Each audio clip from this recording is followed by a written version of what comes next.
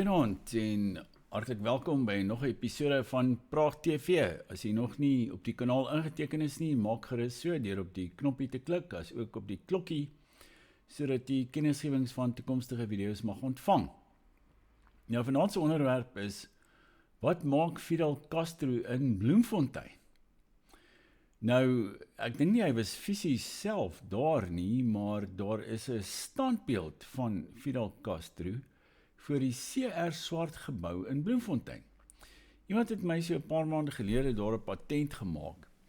Maar ek dink dit simboliseer 'n bietjie wat in ons land aan die gang is, dat ons eintlik die laaste linkse, saam met Cuba, die laaste soort vesting van linkse politiek en linkse denke in die wêreld is. Ek sal net vir julle wys hoe lyk hierdie standbeeld van Fidel. Daar is hy. Fidel Castro voor die CR Swart gebou in Bloemfontein. Nou hierdie gedagte vir hierdie video het ook by my opgekom na aanleiding van 'n artikel van een van die, wat sal mense haar noem, die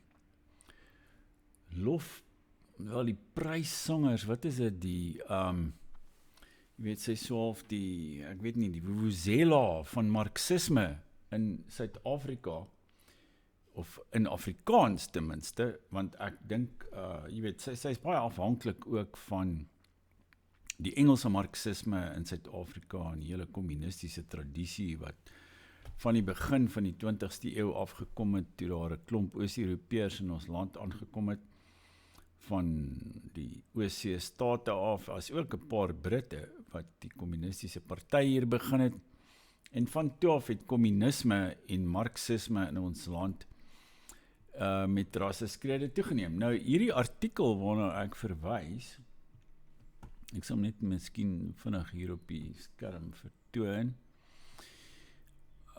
Kom ons kyk, ja, hierso is hy. Ja, hier is Christie van der Westhuizen, van regs tot averegs. Nou, sy gaan daar, jy weet, sy kla daar verskriklik oor, ja, natuurlik, oor die hele MAGA-beweging in Amerika, en wat noem sy dit, met die huidige polarisering van samelewings oor die wêreld heen, kom 'n radikalisering van standpunte. Mens wonder wat met regse denke aan die gebeur is. En dan het sy dit ook oor hierdie, daar's iemand, Stephen Miller, wat ook 'n adviseur is of was van Trump, en sy sien hom dan ook as een van die hooffigure van die regse beweging in Amerika. Maar wat interessant is van hierdie man Stephen Miller, daar was 'n voorval, hy is in 1985 gebore, so hy is redelik jonk nog, en daar was in 2006 'n voorval op die kampus van die Duke Universiteit in Amerika. Nou, hy het self aan die Duke Universiteit gestudeer, en ek weet nie presies wat sy spel dit is nie, daar's iets wat hulle in Amerika speel met die naam lacrosse, maar dit is so 'n balspel, lacrosse, en daar was 3 blanke jong mans wat lacrosse spelers was van die Duke Universiteit, en hulle is toe van verkrachting beskuldig deur 'n swart vrou, wat ook, ja, sy was ook op 'n stadium ontkleeddanseres. Wat is haar naam nou weer? Iets, ja, Crystal Mangum is haar naam. Nou, Crystal Mangum het hulle toe beskuldig van verkrachting in 2006, en hulle is daarvan aangekla, en daar was 'n aanklaer in daardie stad, wat die saak baie ernstig opgeneem het, en hulle toe vervolg het. En eers na 'n jaar, het dit gebleik dat daar nie genoeg bewysstukke was, dat hierdie 3 jong mans, die lacrosse spelers van Duke Universiteit, die vrou wat ook 'n ontkleeddanseres was, verkrag het nie. En die saak het toe daar doodgeloop. Maar sy is ook agterna van moord aangekla. Eers van poging tot moord, want sy het iemand aangerand, en toe het sy haar kerel, hier rondom 2011 dink ek, het sy haar kerel vermoor, sy het hom doodgemaak. Wel, hy is nie op slag dood nie, maar hy het na 11 dae in die hospitaal beswyk, en sy is toe van moord in die tweede graad in Amerika aangekla en skuldig bevind, en sy het in 2024 uit die gevangenis gekom. En toe sy uit die gevangenis kom, het sy erken dat sy gelieg het oor hierdie klagte van verkrachting wat sy teen hierdie 3 jong mans aanhanger gemaak het.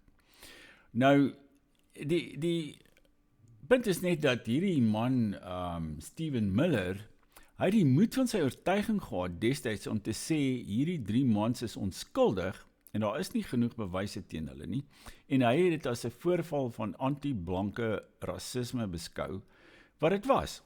Nou, dis is nie vir my toevallig dat Christie van der Westhuizen nou uitvaar teen Stephen Miller in haar artikel in Netwerk 24 nie.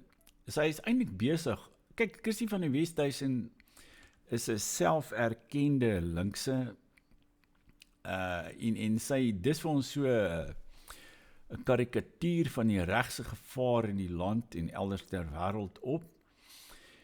En ja, verder trakteer sy ons op die Ossewa brandwag van byna 'n eeu gelede, wat 'n voorbeeld sou wees van fasisme, wat 'n houvas op wit regsheid in ons land verkry. Nou, sy sê natuurlik niks oor die res van Suid-Afrika se geskiedenis, en dat linkse radikalisme in ons land eintlik tydens die 20ste eeu die grootste enkele probleem was nie. En kyk, die ANC was vir 'n baie lang tyd eintlik maar net 'n frontorganisasie van die SAKP, of die Suid-Afrikaanse Kommuniste Party. En dit het my so rukkie terug, toe ek nou wat daaroor gelees het van die geskiedenis van kommunisme in Suid-Afrika, het dit my opgeval dat ons land eintlik baie in gemeen het met Oos-Europa.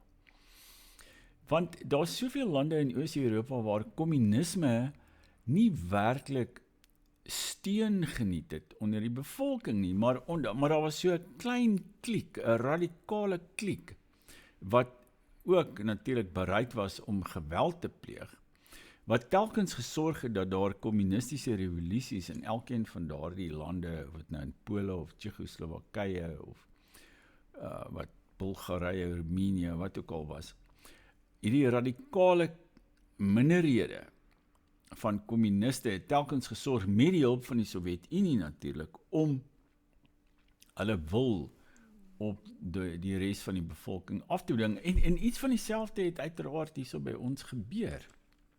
En jy weet, as 'n mens dink ook aan die muurskieters van Oost-Duitsland, jy weet, daar was hier die wagte op die muur, Berlynse muur, wat mense doodgeskiet het as hulle sou poog om uit die land uit te ontsnap. Nou, wat jy ook al van Suid-Afrika in die verlede kan sê, nêrens het mense by die grensposte op jou geskiet, as jy by die land wou, jy weet, as jy die land wou verlaat nie. Trouwens, jy weet, al hierdie sogenaamde, jy weet, stryders van die ANC en wie ook al, wat die land verlaat het, hulle het dit op eie houtjie gedoen, vrywillig, niemand het hulle gekeer nie, daar was nie 'n muurskieter met 'n masjiengeweer wat hulle voorgekeer het by die grenspos nie. En dis het hierdie soort, deur terreur en propaganda, ek noem dit mos terprop, hierdie SAKP die land verower en uiteindelik hierdie ou NP oorgegee, heeltemal boedel oorgegee aan Joe Slovo en Nelson Mandela. Maar dit is my teken het ook van, Christie van der Westhuizen se taalgebruik, jy weet, 'n obsessie met fasisme en regsheid, jy weet, dit kom net so uit die handboek van die ou Sowjetunie en die taal wat agter die voormalige ystergordyn gebruik is. En die enigste ander land in die wêreld wat nog steeds in hierdie soort mentaliteit of syndroom verkeer is natuurlik Cuba. En daar het ons die standbeeld van ou Fidel daarso in Bloemfontein. Nou, jy weet, die ander kwessie oor die gebruik van hierdie term regs wat my opgeval het, is dat nêrens elders ter wêreld, behalwe nou in 'n plek soos Cuba of in die voormalige Sowjetunie, is dit so 'n vloekwoord soos in Suid-Afrika nie. As 'n mens kyk byvoorbeeld in die Europese politiek in Frankryk en elders, jy weet, gewoonlik die regse partye sluit ook die liberale partye in, want dit is almal wat nie sosialisties of kommunisties is nie, word as regs getipeer. En die media het natuurlik nou nog hierdie verdere term uitgedink, verregs, dus as enige meer patriotiese of nasionalistiese party word as verregs getipeer. Maar regs as sodanig beskik nie oor hierdie soort konnotasie van, jy weet, iets afskuweliks, wat dit in Suid-Afrika en in Cuba het nie. Nou, jy weet, ek sê altyd, ek het so 'n bietjie van 'n leemte in my opvoeding, want ek het natuurlik aan Wits gestudeer, en jy weet, ek het nie eens geweet van die bestaan van regse skrywers of denkers of filosofe of wat ook al nie. Jy weet, ons is net gebreinspoel met marxisme, kommunisme, leninisme, al hierdie tipe goed, jy weet, hier in Suid-Afrika. Nou, maar as mens kyk na sedert die Renaissance in die westerse kultuur, was die meeste argitekte, kunstenaars, skrywers, filosofe, nywerhaars en ingenieurs meestal regs of konservatief. Jy weet, in die 19de eeu, al die groot skrywers was half hierdie reaksionêr. Hulle was eintlik aan die kant van die aristokrasie, en hulle het gedink demokrasie en revolusie en al hierdie goed is uit die bose. Die hele moderne beweging in die 20ste eeu, al hierdie uitvindings en nuwe argitektuur en estetiek en al die soort moderne bewegings in die kunste was ook maar meestal regse bewegings, veral natuurlik in Italië en selfs in Rusland, tot voor die revolusie natuurlik. En na die revolusie in Rusland en die Sowjetunie het hulle kunstenaars en skrywers gedwing om sosiaal realisme te gebruik, en as jy te veel eksperimentele kuns of argitektuur of letterkunde beoefen, dan het hulle sommer na die strafkamp toe gestuur of na die gulag toe. En ek dink dit is ou Christie van der Westhuizen en haar geesgenote. Dis wat hulle hier in Suid-Afrika wil doen. Jy weet, hulle is bekommerd daaroor dat die linkse hegemonie in ons land afgetakel word. Nou, die ander, as jy mens dink aan die linkses in Suid-Afrika het natuurlik nou aan bewind gekom deur middel van terreur en propaganda. Maar in ons tyd is daar ook iets wat daar's twee dinge waaroor hulle gaande is en wat hulle gedurig deur beoefen, en dit is sensuur. Hulle is gedurig besig om mense te sensureer en dan sogenaamd te kanselleer. Dus as jy hoegenaamd afwyk van hulle dogma, dan of jy word verdink van regse oortuigings, dan word jy in die openbaar gekruisig, verneder of jy word afgedank. Nou daar's etlike sulke voorbeelde in Suid-Afrika. Daar was, jy weet, daar was 'n dame wat 'n filosofie dosent was by Tikkies, wat een keer op ons ou Praag webwerf 'n artikel geskryf het, juis oor verkrachting en geweld teen vroue, en toe word sy deur Piet Kroukamp gekanselleer. Hulle het daar so soort van afgedank by Tikkies, omdat sy gedurf waag het om kommentaar daarop te lewer, jy weet, op vrouens wat in Suid-Afrika verkragt word. En daar was ander voorvalle ook, waar mense nie die geringste soort van uitlating gemaak het, en dan sak die media en al hierdie soort linkse propagandiste op hulle toe en op die ou einde moet die persoon bedank of hy verloor sy werk of wat ook al. En as ons daaraan dink, dit is eintlik 'n vorm van geestelike terreur wat die linkses in ons land voer. En dit het in 'n mate die fisieke terreur van weleer vervang. Nou, as ons dink aan die fisieke terreur, daar's nêrens eintlik 'n boek of iets wat dit alles mooi boekstaaf nie. En ek het al daaraan begin dink om dat ek eintlik so iets moet skryf, want jy weet, dit is eintlik 'n baie interessante onderwerp, hoe die terreur in Suid-Afrika ontwikkel het. En daar's 'n dame met wie ek nou al baie bejaarde dame wat in Kalifornië bly, maar sy kom van Suid-Afrika af. En ek het nou al jare lank met haar gekorrespondeer, want sy het 'n boek geskryf oor die Baader-Meinhof-bende in Amerika, met die titel Hitler's Children, The Story of the Baader-Meinhof Gang. Nou, sy was eintlik 'n soort internasionale deskundige op die gebied van terreur. En sy het my al baie vertel hoe die terreurbeweging in Suid-Afrika begin het. Want haar pa, haar naam is Gillian Becker, haar pa was hy was eintlik 'n liberale parlementslid in Suid-Afrika, maar hy was nie links nie, en toe het 'n klomp van hierdie soort linkse mense na hom toe gekom, 'n paar van hulle, en hulle wou hom oortuig om deel te word van die terreurbeweging in Suid-Afrika, want hulle het hierdie gedagte gehad dat hulle die land kon verower deur middel van terreur. En hy het toe gesê, nee dankie, hy wil nie deel wees daarvan nie. En sy het dit vir my vertel, in e-pos, ek het ook al met haar lang gesprekke oor die telefoon gevoer. Sy is nou al heel bejaard, sy is 94 jaar oud. Haar dogter is ook dood aan kanker. En ek het toe onlangs weer vir haar e-pos gestuur en vir haar genoem dat ek dink daaraan om iemand moet so 'n boek skryf. En sy het my toe aangemoedig om dit te doen, en dis miskien nou iets ook op my te-doen-lysie, dat iemand moet net eenvoudig kyk na hoe terreur in ons land, marxistiese terreur, ontstaan het, wie dit gedoen het, hoe dit gewerk het, wie die bomme verskaf het, en die propaganda en alles wat daarmee saamhang.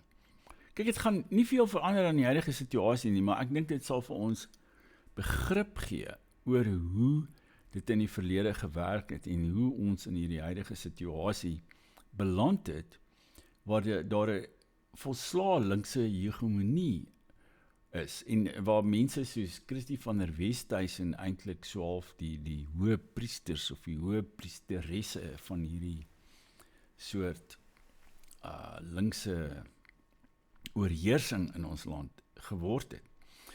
Want sy en ander het ons openbare universiteite geheel en al gesuiwer van alle andersdenkendes. As jy vandag 'n andersdenkende is aan 'n universiteit in Suid-Afrika, gaan jy nie lank hou nie.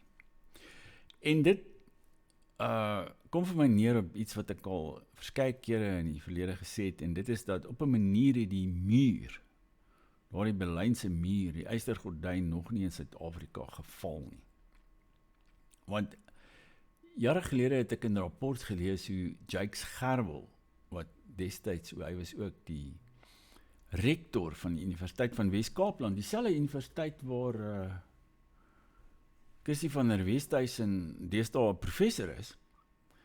Hy het geskryf in 'n rapport hoe hy aan die huil gegaan het, toe hy sien hoe mense die Berlynse muur afbreek. En ek dink in 'n sekere sin is dit wat Christie van der Westhuizen en ander mense soos sy vrees. Hulle vrees dat hierdie soort geestelike, ideologiese muur wat hulle gebou het in Suid-Afrika, dat dit afgebreek kan word. Nou ja, as jy tot hier geluister het, moenie vergeet om op die kanaal in te teken nie, en ja, kyk gerus ook na ons boeke hieronder in die boekwinkel, en dan volgende keer maak ons weer so. Totsiens.